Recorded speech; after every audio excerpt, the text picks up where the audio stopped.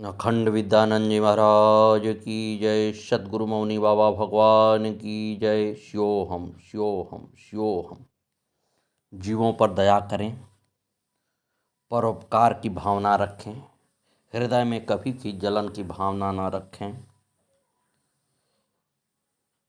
सनातन धर्म को आगे बढ़ाने की जिम्मेवारी आप सभी की है, उस पर जरूर आप सभी ध्यान दें। सद्गुरु की कृपा आप सभी पर बनी रही, यही मेरा प्रार्थना है गुरुदेव से। आगे की कथा सुने।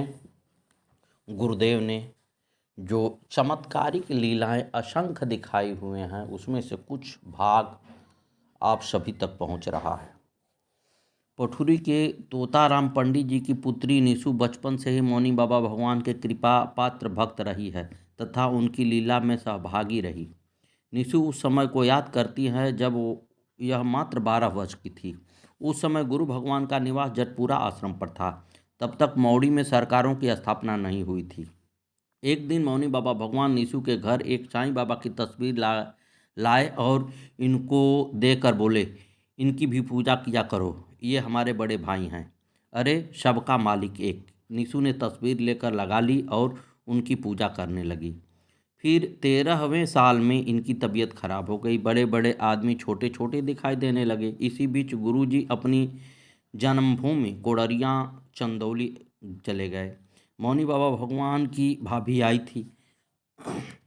मौनी बाबा से मिलकर वे वापस गई। उसके बाद गुरु भगवान कुछ भक्तों के साथ अपनी जन्मभूमि कोडरिया चंदौली गए।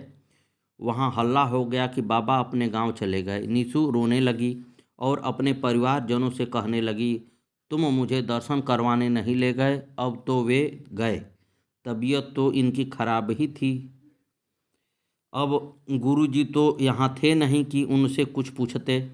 किसी ने सलाह दी कि इसे मिर्ज़ापुर पीर पर ले जाओ, वहाँ सरकारों की चौकी थी। मौनी बाबा के भक्तों में निशु ही पहली थी जो मिर्ज़ापुर गई थी। बाद में मौनी बाबा भगवान ने और भी बहुत से लोगों को वहाँ भेजा और स्वयं भी गए। निशु को घर वाले मिर्ज़ापुर ले गए तो इनके सिर पीर आए। वे बोले, गुरुजी 17 मई तक आ जाएंगे। 6 दिन गए को हो गए, 10 दिन में रात तक आ जाएंगे। यह बात सही निकली। उनकी बताई तारीख पर ही गुरुदेव वहाँ आ गए। जब गुरुजी आ गए तो निशु अपने घर वालों के साथ दर्शन को गई। इनके सिर पर जो पीर थे बदायूं के निजामुद्दीन और बदरुद्दीन सरकार। उन्होंने गुरु भगवान से कहा, गुरुदेव हम सब एक हैं, रूप अनेक है। उन्होंने गुरुदेव से बातचीत करी। फिर 2 साल मौनी बाबा भगवान पठुरी रहे। निशु को लेकर वे बदायूं गए पहली बार। साथ में वीरचंद, सिब्बन इत्यादि भक्त थे। धीरे धीरे निशु की तबीयत ठीक हो गई। रात में ये तो सो जाती थी, परंतु गुरु भगवान बैठे रहते थे। सफ़ेद कपड़ों में 2 लोग आते थे। ये निजामुद्दीन और बजरुद्दीन सरकार ही थे और वे लोग आपस में काफ़ी देर तक बात करते थे। कई लोग ने उन्हें देखा घर में।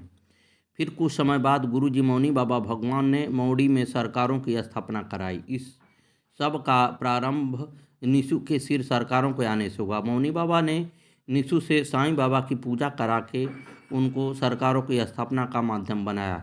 गुरुदेव कहते, परमात्मा के आगे ना कोई हिंदी ना कोई मुसलमान। सतगुरुवे नमः। ऐसे सतगुरु हमारे सुंदर हृदय के थे। प्राणी मात्र से प्रेम करते थे, किसी जात से बंधे हुए नहीं थे।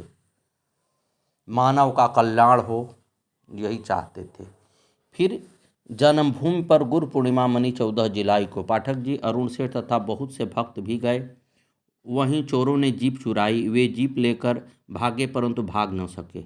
लोगों ने दौड़कर गुरुजी से कहा तो एकदम से खड़े होकर गुरुजी ने कहा, अरे गाड़ी कहाँ जाई? गाड़ी जाम हो गई, आगे बढ़ी ही नहीं। निशु की माँ प्रभा देवी बहुत पवित्र तथा विशाल हृदय देवी थी। उनकी अध्यात्म में बहुत रुचि थी। गुरुजी मौनी बाबा उनके लिए बहुत सी पुस्तकें ला कर देते थे और समझाते भी थे। वे बड़ी सरल हृदय की थी। जो भी मौनी बाबा भगवान के भक्त आते जाते थे, सबके लिए चाय बनाती थी, कभी अस्कताती नहीं थी। वैसे भी यह गांव के अन्य लोगों की भी बहुत मदद करती। उनके दरवाजे से कोई खाली हाथ नहीं लौटता था। सतगुरुवे नमः। गुरु जी का सिखाने का ढंग भी अनोखा ही था। एक बार इनके यहाँ बहुत से भक्त भाई बैठे थे, करीब 20-25 आदमी थे। वैसे तो मौनी बाबा कभी चाय बनाने का स्वयं आदेश न देते थे, परंतु उस दिन बोले, अरे चाय बनाई। माँ धीरे से बोली, चीनी नहीं है, गुड़ है। उन्होंने गुड़ की ही चाय बनवाई। जब सब चले गए तो गुरु जी ने समझाया, अरे कभी सकुचाई ना, जो है वह दे। माँ बोली, आपके भक्त वगैरह शहर से आते हैं। वे बोले, अरे तो का भाई, जो है उसी से सम्मान करे। जब मौनी बाबा पठुरी रहे तो सारे भक्त उनके दर्शन करने वहीं आया करते थे। वे गुरुदेव के लिए कुछ ना कुछ भोग लेकर आते। गुरुजी सबको प्रसाद बंटवा देते, परंतु घर के बच्चों को न देते। किसी किसी भक्त का लाया हुआ प्रसाद ही इन्हें मिलता था। वे कहते, तुम्हें नहीं पता, हमें पता है किसका प्रसाद कैसा है। एक बार एक माता जी 5 लड्डू लाई थी। मौनी बाबा उसे पोखर में फेंकवा रहे थे, परंतु उनकी दादी ने वह लड्डू खाने को मांगा। वे न दे रहे थे तो दादी ने जिद पकड़ ली। तब गुरु भगवान ने कहा, हम ना जानी बीमार हो जाई तो। उन्होंने एक टुकड़ा एक कुत्ते को डाला। वह कुत्ता कांपने लगा, पर दादी फिर भी समझी नहीं, जिद पर अड़ी रही और लड्डू लेकर खा लिया। कुत्ता तो मर ही गया और दादी 1 महीना बीमार रही। गुरुजी कहने लगे, हम पहले ही कही हो प्रसाद ठीक ना हो। गुरुदेव के एक भक्त उनके लिए बादाम, सेव इत्यादि लाते थे, परंतु वे चाहते थे कि जो वे लाते हैं उसे सिर्फ मौनी बाबा भगवान ही ग्रहण करें। गुरुजी को बादाम खिलाकर वे उसे डिब्बे में बंद करके रख देते थे। गुरुजी देखते पर चुप रहते। जब वे चले जाते तब मौनी बाबा डिब्बा खोलकर सारे बादाम बांट देते और कहते, अरे बस हमें हमें चाहिए, दुनिया को ना चाहिए। एक बार वे संतरे लाए और छील छील कर गुरु भगवान को खिलाया। फिर जो बाकी बचा उसे वे वापस ले गए। इनकी हरकत देखकर मौनी बाबा भगवान ने एक दिन इनके सारे सेब फेंक दिए और बेल्ट लेकर उनको मारने लगे। ले जा अपने सेव को, हम ना खाई। अरे वासना का त्याग ना करे, यहाँ दिखाने आ जाते हैं कि हम भजन कर रहे हैं। निशु कहती है, मैंने एक ही चीज़ कही थी उनसे, गुरुजी तुम गुस्सा करके लोगों को भगा देते हो, पर मैं बर्दाश्त ना कर पाऊंगी अगर मेरे साथ ऐसा किया। उन्होंने मेरी बात रखी और मुझे कभी नहीं भगाया। सतगुरुवे नमः, सतगुरुवे नमः। निशु कहती हैं कि गुरुजी के पास अद्भुत शक्तियाँ थीं। उन्हें खंड योग का ज्ञान था। एक बार इनके बाबा श्री हल्लाल शर्मा एक मुकदमे की तारीख पर बुलंदशहर जा रहे थे। उस समय मौनी बाबा भगवान रघुवीर मास्टर जी की खेत वाली कुटी पर निवास कर रहे थे। इनके बाबा ने सोचा कि मौनी बाबा भगवान के दर्शन करके ही आगे जाऊंगा। पैदल जाना था, अतः वे भोर में ही घर से निकल गए। जब ये गुरुजी मौनी बाबा भगवान की कुटी पर पहुँचे तो इन्होंने देखा कि मौनी बाबा के 3 अलग अलग टुकड़े पड़े थे। ये डर गए कि इन्हें तो कोई काट डाला। ये दुखी मन से आगे बढ़ गए। जब मुकीमपुर पहुँचे तो इन्हें मौनी बाबा भगवान सामने से पैदल आते मिले और इनसे बोले, अरे हमें कुछ ना होई। तब इनके बाबा हल्के फुल्के मन से तारीख देखने गए। सतगुरुवे नमः, सतगुरुवे नमः। निशु कहते हैं कि मौनी बाबा को तो पठुरी के मुसलमान भी बहुत मानते थे। उनके गांव के एक मुसलमान हैं, वे गाजियाबाद जा रहे थे। उन्होंने गुरु भगवान के चित्सौन में दर्शन किए। गुरुदेव के साथ पदम सिंह, वीरचंद जी, शिवमन जी, पंडित जी और हुकुम सिंह जी थे। उनके साथ मौनी बाबा सलेमपुर को निकल गए और वे विपरीत दिशा में गाजियाबाद को चल दिए। जब ये गाजियाबाद बस स्टैंड पर पहुँचे तो गुरु भगवान इन्हें वहाँ बस स्टैंड पर भी मिले। ये तो अचंभे में पड़ गए और गांव आकर उन्होंने सबको यह घटना बताई। सतगुरुवे नमः।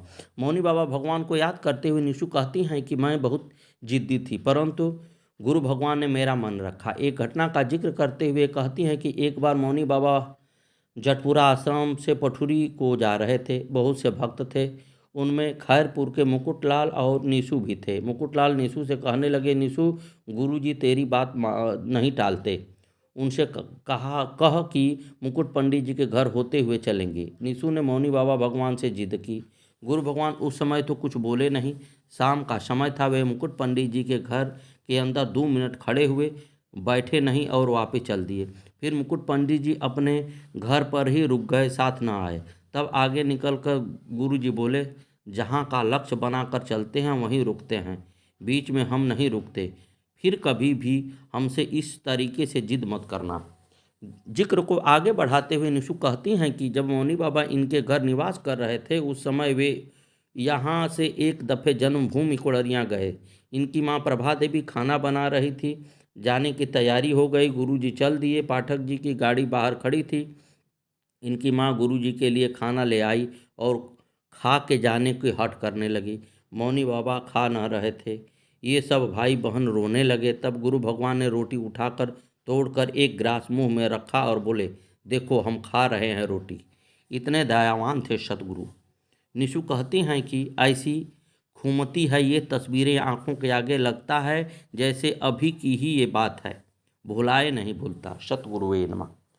जब काफ़ी समय हो गया उन्हें पठुरी रहते, मई का महीना था। निशु की माँ अपने मायके गई हुई थी। गुरु भगवान 18 मई को घर से जाने लगे। उस दिन बुधवार का दिन था। निशु ने सोचा मम्मी नहीं है, गुरुजी को लगता होगा कि बच्चों को सारी सेवा करनी पड़ती है, इसी से जा रहे हैं। अतः निशु ने उनको रोका कि गुरुजी आज नहीं जाने दूंगी, परंतु वे नहीं माने, चले गए।